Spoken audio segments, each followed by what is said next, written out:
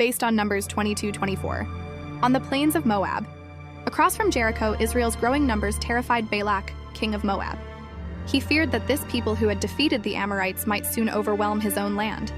To stop them, Balak sent messengers to a well-known diviner named Balaam, asking him to come and put a curse on Israel, promising rich rewards if he succeeded. Numbers 22:1-7.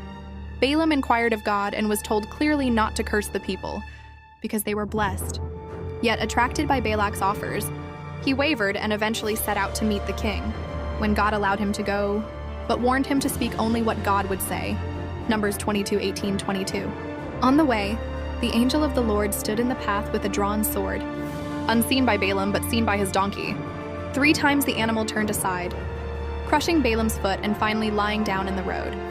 Angry, Balaam beat the donkey, until God opened the animal's mouth and it spoke, asking why it was being struck.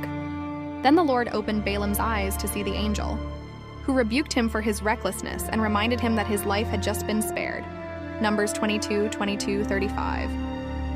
Humbled, Balaam confessed his sin and agreed to continue only on God's terms. When Balaam finally met Balak, the king led him to high places overlooking Israel's camp and urged him to curse them.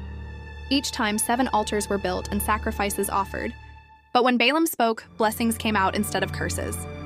In his first and second oracles, he declared that Israel was a people set apart, too numerous to be counted, and that God had not observed iniquity in Jacob in a way that would permit a curse.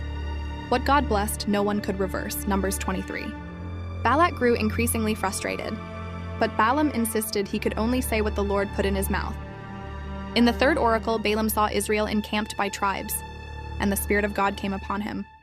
He spoke of the beauty of their tents and the abundance God would give them, comparing Israel to lush gardens and powerful lions that none could resist. Numbers 24:1-9. Then came a striking prophetic word.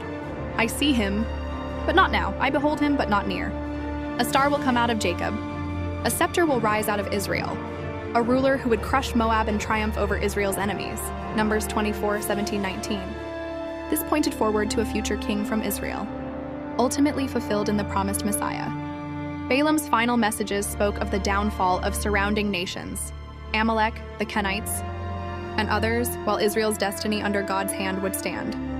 At last, Balak, disappointed and angry, dismissed Balaam, and they went their separate ways. Numbers 24:20-25. Through this strange story of a pagan seer, God showed that no human scheme or spiritual manipulation can overturn his blessing. Even a reluctant prophet, tempted by greed, had to become a mouthpiece for God as faithfulness and for the future hope rising out of Jacob. Please don't forget